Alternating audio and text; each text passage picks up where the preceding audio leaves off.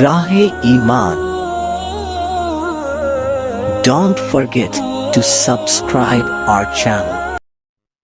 الرحمن الرحيم نحمده ونصلي على رسول الكريم أما بعد قال النبي صلى الله عليه وسلم أدبني ربي أو كما قال عليه الصلاة والسلام.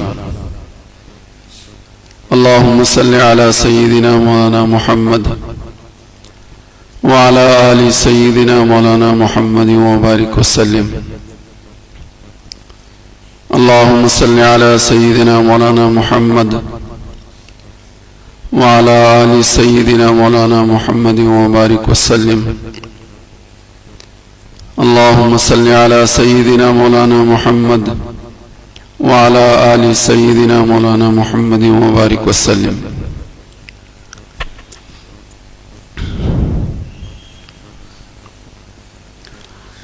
بزرگان محترم، عزیزان گرامی، دوستو اور عزیز ساتھیو،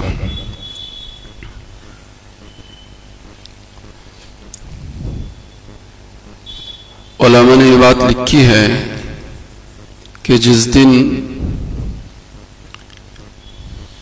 قرآن کریم کی آیت الیوم اکملت لکم دینکم واتممت علیکم نعمتی ورضیت لکم الاسلام دینا نازل ہوئی، اسی دن یہ آیت بھی نازل ہوئی الیوم یئس الذین کفروا من دینہم.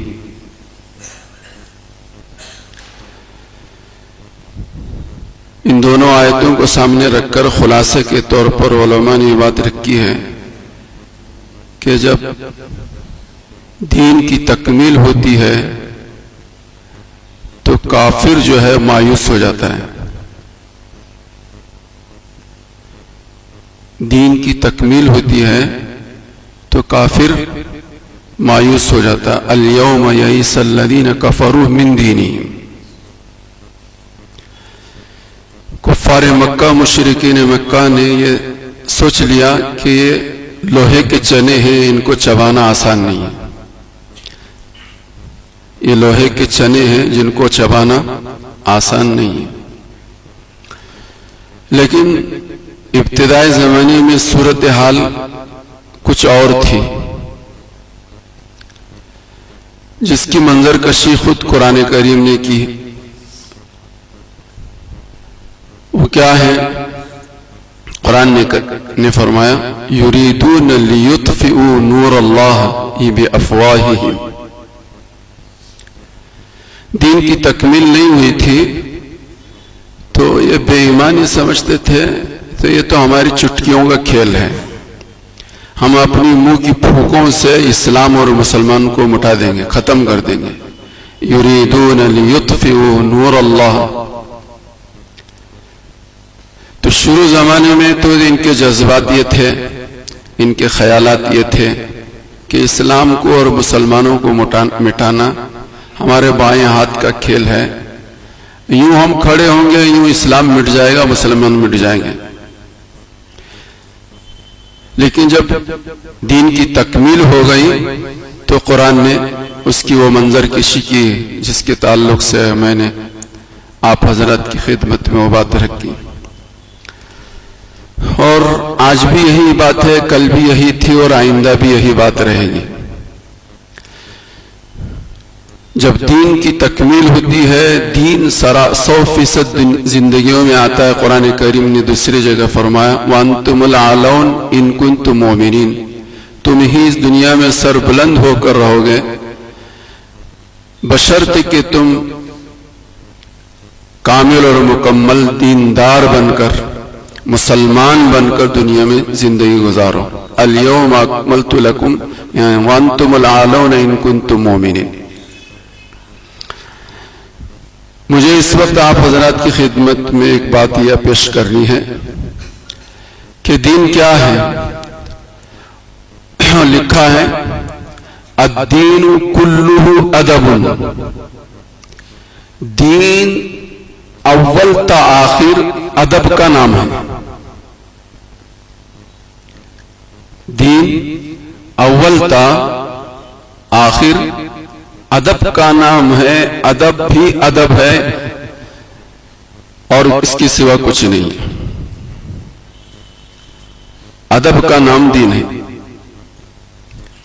اسی لیے سرکار مدینہ محمد عربی صلی اللہ علیہ وآلہ وسلم نے فرمایا کہ ادبوا اولادکم، کہ اپنی اولاد کو مؤدب بناؤ، اپنی اولاد کو ادب سکھاؤ. با ادب با نصیب، بے ادب بے نصیب. مقولہ مشہور ہے، جو با ادب ہوگا وہ اپنا بہترین نصیب بنائے گا، وہ جو بے ادب ہوگا وہ دنیا و آخرت کی نعمتوں سے محروم ہوگا. بے ادبی نہ صرف یہ کہ آخرت کی نعمتوں سے انسان کو محروم کرتی ہے، بلکہ دنیا کی نعمتوں سے بھی انسان محروم ہوتا ہے اپنی بے ادبی کی وجہ سے. اس پر قرآن و حدیث کی روشنی میں مجھے آپ حضرات کی خدمت میں دلیل دینے کی ضرورت نہیں. مشاہدے کے طور پر روز مرہ اور پچھلی زندگی میں ہم نے بہت سارے واقعات اور بہت سارے شخصیتیں اور بہت سارے فنکار لوگوں کو دیکھا کہ باوجود یہ کہ وہ قابل تھے، باوجود یہ کہ وہ فن میں اپنی مہارت رکھتے تھے، باوجود یہ کہ بڑے تجربہ کار تھے، لیکن صرف ان کی ذات سے قوم نے فائدہ نہیں اٹھایا اور قوم سے انہوں نے فائدہ نہیں اٹھایا ان کے بے ادبی کی وجہ سے. ان میں زبان میں سلیقہ نہیں تھا بات کرنے کا. ایسے بہت سارے ڈاکٹرز تمہارے ہمارے سامنے ہیں ماشاءاللہ، ان کے جوڑ کا کوئی نہیں تھا، لیکن فائدہ کتنے لوگوں نے اٹھایا اور کیوں نہیں اٹھایا؟ اس کی بنیادی وجہ یہی تھی. تو معلوم یہ ہوا کہ نہ صرف یہ کہ آخرت کی نعمتوں کے حصول کے لیے انسان کو باادب ہونا ضروری ہے، بلکہ دنیا کی نعمتوں کے حصول کے لیے بھی انسان کو باادب ہونا ضروری ہے. اور سرکار مدینہ محمد عربی صلی اللہ علیہ وسلم نے فرمایا کہ مجھے میرے رب نے ادب سکھایا.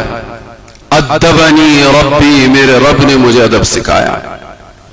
اور حضرت محمد الرسول اللہ صلی اللہ علیہ وسلم نے قیامت تک کی آنے والی انسانیت کو ادب سکھایا کہ چھوٹا بڑے کے ساتھ کیسے رہے، بڑا چھوٹے کے ساتھ کیسے رہے، علماء عوام کے ساتھ کیسے رہیں، عوام علماء کے ساتھ کیسے رہیں،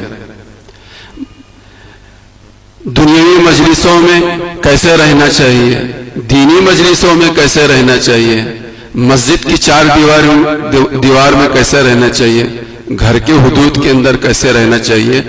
یہ ساری چیزیں ہیں. وہ سب کا کو نام دیا جائے تو ایک نام دیا جا سکتا ہے کہ یہ ادب ہے، یہ ادب ہے.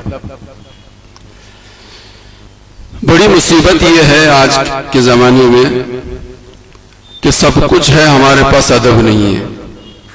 سب کچھ ہے، ادب نہیں ہے.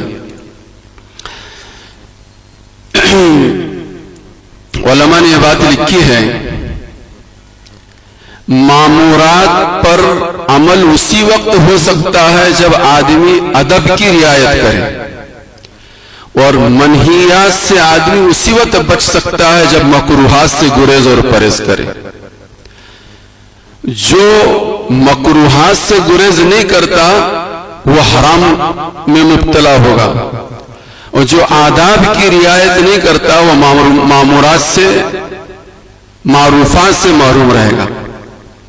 چنانچہ حدیث پیش کی ہے، سرکار مدینہ محمد عربی صلی اللہ علیہ وآلہ وسلم نے فرمایا، من اتی عرفا فقد کفر بما انزل علی محمد صلی اللہ علیہ وسلم. جو آدمی جادوگر کے پاس جاتا ہے یا جو آدمی کاہن کے پاس جاتا ہے تو اس کا اس کے پاس جانا ہی کفر ہے. اس آدمی کا اس کے پاس جانا ہی کفر ہے. اس اس نے اللہ کی وحدانیت کا انکار نہیں کیا، اس نے قیامت کا انکار نہیں کیا، اس نے حضرت محمد رسول اللہ کی رسالت کا انکار نہیں کیا. اس نے کیا کیا ہے؟ اس نے صرف یہ کیا ہے کہ وہ جادوگر کے پاس گیا ہے. قرآن حدیث میں صرف اتنے ہی الفاظ ہیں، من اتا عرافا فقد کفر بما انزل علی محمد. علماء نے یہ بات لکھی کہ اس نے قیامت کا بھی انکار نہیں کیا، اللہ کی وحدانیت کا بھی انکار نہیں کیا، رسول اللہ کی رسالت کا بھی انکار نہیں کیا، تو کافر کیسے ہو گیا ہے؟ یہ کافر کیسے ہو گیا؟ تو اس کی تشریح میں علماء نے یہ بات بتائی کہ بات در حقیقت صرف جانے اور آنے کی نہیں ہے. ایک آدمی ایک جادوگر کے پاس جاتا ہے، ایک آدمی ایک کاہن کے پاس جاتا ہے، تو کہانت کی اور جادوگر کی جادوگری کی جو نفرت ہونی چاہیے، جو دل میں اس کے تعلق سے خیال ہونا چاہیے، رفتہ رفتہ رفتہ وہ نفرت مٹتی چلی جائے گی، کم ہوتی چلی جائے گی. اور ایک دن وہ دن آئے گا کہ وہ خود اپنا کام لے کر اور اپنا مسئلہ لے کر کاہن اور جادوگر کے پاس جائے گا. اور ایک دن وہ آئے گا کہ پھر وہ جادوگری کو اور کہانت کو اچھی چیز سمجھے گا، اور یہ اچھی چیز سمجھنا ہی کفر ہے. اس لیے سرکار مدینہ محمد عربی صلی اللہ علیہ وآلہ وسلم نے فرمایا کہ دیکھو، جادوگر اور کاہن کے پاس جانا ہی کفر کہیں، یہ کفر ہے. ایسے ہی سرکار مدینہ محمد عربی صلی اللہ علیہ وسلم نے فرمایا، من تہاون بالادب حرم بالسنتی، کہ جو ادب میں سستی اور غفلت برتتا ہے تو سرکار نے فرمایا کہ اس کو یہ جان لینا چاہیے کہ آنے والے زمانے میں وہ سنت سے محروم کر دیا جائے گا. حرم بالسنت، من تہاون بالسنتی حرم بالواجب، کہ ادب میں سستی اور غفلت برتنا انسان کو سنت سے محرومی کا ذریعہ اور سبب بنتا ہے. تو آداب کے راستے سے مامورات ہماری زندگی میں آئیں گے، مکروہات سے بچ کر ہی ہم حرام سے بچ سکیں گے. اس لیے قرآن و حدیث کے اندر یہ بات بتائی گئی کہ دین کو محفوظ کرنا ہے تو ادب کے ذریعے سے ہم اپنے دین کو محفوظ کر سکتے ہیں. جو حضرات آداب کا پاس و لحاظ نہیں رکھتے وہ اپنے دین کو محفوظ نہیں رکھ سکتے، وہ اپنے دین کو محفوظ نہیں رکھ سکتے. اسی لیے سرکار مدینہ محمد عربی صلی اللہ علیہ وسلم نے آداب بیان کیے، کھانے کے آداب، سونے کے آداب، مسجد میں آنے کے آداب، بات کرنے کے آداب، مجلس میں بیٹھنے کے آداب، اور فلاں سفر کے آداب. اس کے سارا دن الدین کلو ادب، دین تو سارا ادبی ادب کا نام ہے. تو میرے بھائیوں، بزرگوں، دوستوں، آج ہم سب کے لیے ضرورت تو اس بات کی ہے کہ ہم ادب کے دائرے میں رہتے ہوئے اپنے کاموں کو انجام دینے کی حتی الامکان کوشش کریں. ورنہ کام تو بڑے بڑے کریں گے لیکن آداب کی رعایت کے نہ ہونے کی وجہ سے جو ہے ہماری بڑی بڑی نیکیاں، مسجد میں آتے ہیں لیکن مسجد میں آنے کے جو آداب بیان کیے گئے ہیں اس کی روح رعایت نہیں کرتے. نماز تو پڑھ لی لیکن شور شرابہ اور ہنگامہ اور تو اور میں کرنے لگ گئے. تو یہ ہماری نماز اپنی جگہ پر لیکن اس آنے کی اس جگہ کے جو آداب ملحوظ رکھنے تھے ملحوظ نہیں رہے. ایک بڑے کو چھوٹے سے جو گفتگو کے اندر ادب ملحوظ رکھنا چاہیے تھا وہ اس نے ملحوظ نہیں رکھا. بات کرچے اچھی کی لیکن آداب کی رعایت نہیں کی.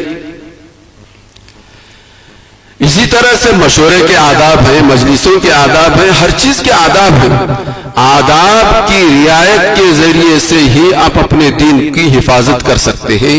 بغیر آداب کا لحاظ، پاس و لحاظ کیے بغیر ہم اگر اپنے دین کو محفوظ رکھنا چاہے تو محفوظ نہیں رکھ سکتے. اس سے پہلے بھی کئی مرتبہ آپ حضرات کی خدمت میں بات آئی ہے کہ آدمی اپنی ریاضت اور مجاہدات اور کوششوں اور قربانیوں کے ذریعے سے جو چیز حاصل نہیں کر سکتا، آدمی ادب کے دائرے کے اندر اپنے آپ کو رکھ کر وہ چیز کو حاصل کر سکتا ہے۔ ادب اتنی بڑی چیز ہے، ادب ایسی چیز ہے۔ چنانچہ حضرت مجدد الفسانی نور اللہ مرقدہ کے زندگی میں یہ بات لکھی ہوئی ہے کہ کسی موقع پر قضاء حاجت کے لیے وہ بیت الخلا گئے۔ بیت الخلا جانے کے بعد انہوں نے دیکھا کہ اپنے ہاتھوں کی انگلیوں پر روشنائی لگی ہوئی ہے کہ وہ روشنائی کہ جس روشنائی کے ذریعے سے مامورات کو یکجا کرنے کی وہ کوشش کر رہے تھے۔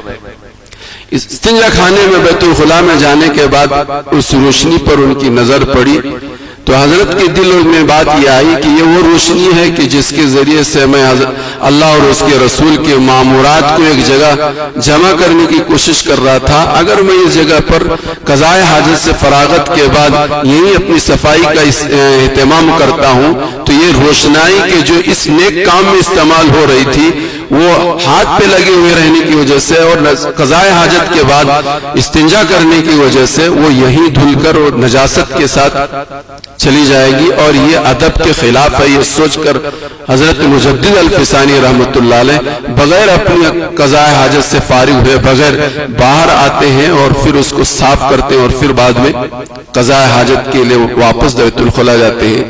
تو علماء نے اور حضرت کی سوانح عمری میں یہ بات لکھی، فوراً اسی وقت الہامی طور پر یہ بات ان کے دل میں ڈالی گئی کہ احمد سرہندی تمہارے اس ادب کی وجہ سے ہم نے جہنم کی آگ کو تمہارے اوپر حرام کر دیا۔ کتنی بڑی چیز ہے حضرت مجدد الفسانی رحمۃ اللہ علیہ، کیا ان کا مقام ہے، کتنا اونچا مقام ہے۔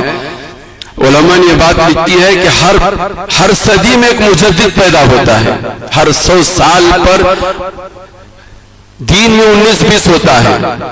آنے والے کچھ تحریف کرتے ہیں، غلو کرنے والے غلو کرتے ہیں، کچھ جاہل لوگ تعویلات گھڑ لیتے ہیں اور دین کی شبیہ بگاڑ دیتے ہیں، دین کی شبیہ بگاڑ دیتے ہیں۔ یہ ہر 100 سال میں ہوتا ہے، اس لیے ہر 100 سال پر ایک مجدد آتا ہے اور ہر 500 سال پر ایک بڑا مجدد آتا ہے، ہر 500 سال پر ایک بڑا مجدد آتا ہے۔ 1000 سال کے بعد جو سب سے بڑے مجدد آئے ہیں وہ مجدد الفسانی رحمۃ اللہ علیہ، اسی لیے مجدد الفسانی کہتے ہیں ان کو۔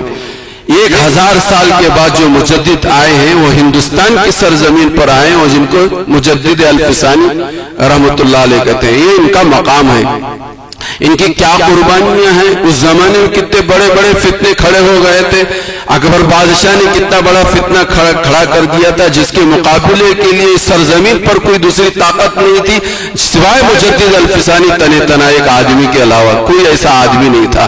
اس زمانے میں انہوں نے وہ کام کیا، وہ ساری قربانی وہ سارے کام ایک جگہ پر مغفرت ہو رہی ہے اس ادب کی وجہ سے کہ قضاء حاجت کے لیے گئے، اپنی انگلیوں پر روشنائی دیکھی، ادب کے خلاف اس کو محسوس کیا، واپس آئے، اس کو بیت الخلا سے باہر صاف کیا اور پھر اپنی ضرورت سے فارغ ہو گئے۔ صرف اس عمل کی وجہ سے ان کو الہامی طور پر اللہ نے غیبی طور پر ان کے دل میں بات ڈالی، احمد سرہندی تمہارے اس ادب کی وجہ سے جہنم کو تمہارے اوپر ہم نے حرام قرار دیا۔ تو ادب بہت بڑی چیز ہے، اللہ کرے کہ ہم سب جو ہیں ادب سیکھنے والے بنے اور ادب کو سکھانے والے بنے۔ جہاں جو موقع ہوتا ہے اس کے آداب کی رعایت کرتے ہوئے، جگہوں کی رعایت کرتے ہوئے، موقع اور محل کے جو آداب اللہ پاک اللہ کے نبی حضرت محمد رسول اللہ صلی اللہ علیہ وآلہ وسلم نے ہمیں اور آپ کو سکھائے ہیں، یہ ساری چیزیں ہمارے اندر ملحوظ رہیں گی تو ہمارا دین محفوظ رہے گا۔ اور جیسے کہ میں نے شروع میں کہا کہ جب دین کی تکمیل ہوتی ہے تو قدرتی طور پر خدا کا نظام چلتا ہے اور باطل جو ہے، کفر جو ہے وہ مایوس ہو جاتا ہے اور دین کے اندر نقص ہوتا ہے، دین کے اندر کمی ہوتی ہے تو پھر جو ہے باطل جو ہے وہ غالب ہوتا ہے اور سر چڑھ کر بولنے لگتا ہے۔ سر چڑھ کر بولنے لگتا ہے. آج صورتحال جو ہے وہ ہمارے تمہارے سب کے سامنے ہے. سر چڑھ کر باطل جو بول رہا ہے اس کی بنیادی وجہ یہی ہے کہ ہمارے اور آپ کی زندگیوں میں دین کی کمی ہے اور دین میں بنیادی طور پر ادب ہے. ہمارے بزرگوں نے یہ بات لکھی ہے کہ اللہ تک پہنچنے کے 7 زینے ہیں. اللہ تک پہنچنے کے 7 زینے ہیں اور ان میں سب سے پہلا زینہ ادب ہے. سب سے پہلا زینہ ادب ہے. ہم ابھی تک پہلے ہی زینے پر قدم نہ پائے. ابھی تو دوسرا اور تیسرا اور چوتھا اور پانچواں اور چھٹا اور ساتواں دور کی بات ہے. ابھی تک ہم اس پوزیشن میں ہیں اس وقت کہ ہم تو ابھی پہلے زینے پر ہی اپنا قدم نہ رکھ سکے, جس کی وجہ سے ہماری اور تمہاری سب کی اور پوری امت مسلمہ کی حالت دیگرگوں ہے. اللہ ہم سب کو باادب بنائے, اور باادب کا مطلب یہ ہے کہ 100% دیندار بنائے. اللہ مجھے بھی اور آپ کو بھی سب کو عمل کی توفیق عطا فرمائے. ایک اعلان ہے, اس کے بعد سنتوں کی نیت باندھیں.